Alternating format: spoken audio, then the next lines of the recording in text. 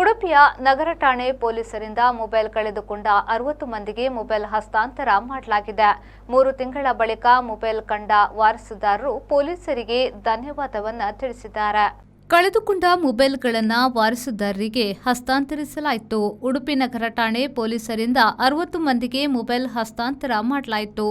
8,83,400 ರೂಪಾಯಿ ಮೌಲ್ಯದ 60 ಮೊಬೈಲ್ ಹಸ್ತಾಂತರ ಮಾಡಿದ್ರು.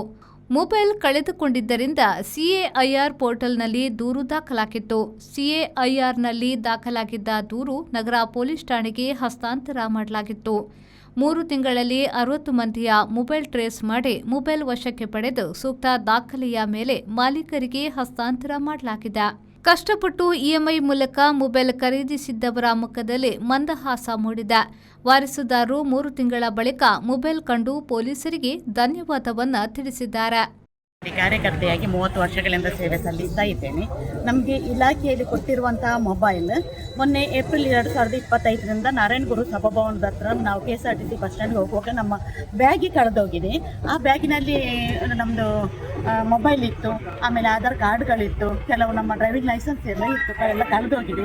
ಈಗ ನಮಗೆ ಟೌನ್ ಪೊಲೀಸ್ ಸ್ಟೇಷನ್ಗೆ ನಾವು ದೂರನ್ನು ಕೊಟ್ಟಿದ್ದೇವೆ. ಇದರ ಬಗ್ಗೆ ಈ ದೂರಿನ ಪ್ರತಿಯನ್ನು ನಮ್ಮ ಇಲಾಖೆಗೆ ಕೂಡ ಕೊಟ್ಟಿದ್ದೇವೆ. ಅದರ ನಂತರ ಏಪ್ರಿಲ್ 2025ರಲ್ಲಿ ಕಳೆದೋದ ಮೊಬೈಲ್ ಇವತ್ತು ಮೊನ್ನೆ ನಮಗೆ ಕಾಲ್ ಮಾಡಿ ಹೇಳುವಾಗ ತುಂಬಾ ಸಂತೋಷವಾಯಿತು. ಅಂದರೆ ನಮ್ಮ ಮೊಬೈಲ್ಗೋಸ್ಕರ ಇಷ್ಟೊಂದು ಶ್ರಮ ಪಡ್ತಿದ್ದಾರೆ ನಮ್ಮ ಠಾಣಾ ಅಧಿಕಾರಿಗಳು ಅಂತೇಳಿ ನಮಗೆ ತುಂಬ ಸಂತೋಷವಾಯಿತು. ಇವತ್ತು ನಾವು ತುಂಬ ಖುಷಿಯಲ್ಲಿ ನಾವು ಈ ಮೊಬೈಲನ್ನು ಪಡ್ಕೊಂಡಿದ್ದೇವೆ. ಅಷ್ಟೇ ಕಷ್ಟಪಟ್ಟಿದ್ದಾರೆ ಅವರಿಗೆ ನಮ್ಮ ಇಲಾಖಾ ಪರವಾಗಿ ಮತ್ತು ನಮ್ಮ ಅಂಗನವಾಡಿ ಕೇಂದ್ರದ ಪರವಾಗಿ ತುಂಬ ಕೃತಜ್ಞತೆಯನ್ನು ಸಲ್ಲಿಸುತ್ತೇನೆ. ಧನ್ಯವಾದಗಳು. 1.5 ವರ್ಷ ಆಗ್ತಾ ಬಂತೀಗ ಅದು ಕಳೆದು 30,000 ಕೊಟ್ಟು ಮೊಬೈಲ್ ತೊಗೊಂಡ್ವಿ. ಆದರೆ ಮೊಬೈಲ್ ಒಂದೇ ಅಲ್ಲ, ಮೊಬೈಲ್ ಒಟ್ಟಿಗೆ ಪರ್ಸಲ್ಲಿರೋ ATM, ಐಡೆಂಟಿ ಕಾರ್ಡು, ಪ್ರತಿಯೊಂದು ಯಾರೇ ಇರಲಿ ಕಳ್ತನ ಬಂದು ಸ್ಟೇಷನ್ಗೆ ಕಂಪ್ಲೇಂಟ್ ಕೊಡ್ತಾರೆ. ಅಲ್ಲಿ ಸಹ ಕೊಟ್ಟು ಅಲ್ಲಿಂದ ಇಲ್ಲಿಗೆ ಟ್ರಾನ್ಸ್ಫರ್ ಮಾಡಿದರು. ಸ್ಟೇಷನ್ ಅವರಿಗೆ ನಾವು 6 ತಿಂಗಳಿಂದ ಗಡಿ ಫೋನ್ ಮಾಡೋದು ಕೇಳೋದು ಎಲ್ಲ ಮಾಡ್ತಿದ್ವಿ. ಸರ್ ನಮಗೆ ರೆಸ್ಪಾನ್ಸ್ ಕೊಟ್ಟರು ಮಾತ್ರ ಒಳ್ಳೆ ರೀತಿಯಿಂದ. ಮತ್ತು ಈಗ ಸಿಕ್ಕಿದ ತಕ್ಷಣ ಸಿಕ್ಕಿದೆ ಮೇಡಮ್ ಬನ್ನಿ ಅಂದರು. ತುಂಬ ಸಂತೋಷ ಆಯಿತು. ಎಷ್ಟೇ ವರ್ಷ ಆಗಲಿ ನಮಗೆ ಸಿಕ್ಕಿದೆ ಅಂದರೆ ಎಷ್ಟು ಖುಷಿ ಆಗ್ತದೆ ಸರ್. 1 ರೂಪಾಯಿ 2 ರೂಪಾಯಲ್ಲಿ ತುಂಬ ಹಣ ಕೊಟ್ಟು ತೊಗೊಂಡಿರ್ತೀವಿ. ಅಷ್ಟೇ ಕಷ್ಟಪಟ್ಟು ದುಡಿದಿರ್ತೀವಿ. ಹೋಟ್ಲಲ್ಲಿ ಕೆಲಸ ಮಾಡ್ತೀವಿ, ಕೆಲವರು ಮನೆ ಕೆಲಸ ಮಾಡ್ಕೊಂಡಿರ್ತೀವಿ. ನಮ್ಮಂಥವ್ರು ಯಾವುದೇ ಆಗಲಿ ಕೆಲಸನೇ ಸರ್. ದುಡ್ಡು ಸಂಪಾದನೆ ಮಾಡಿ ತೊಗೊಂಡಿರೋ ಹಣದ್ದಲ್ಲ ಸರ್.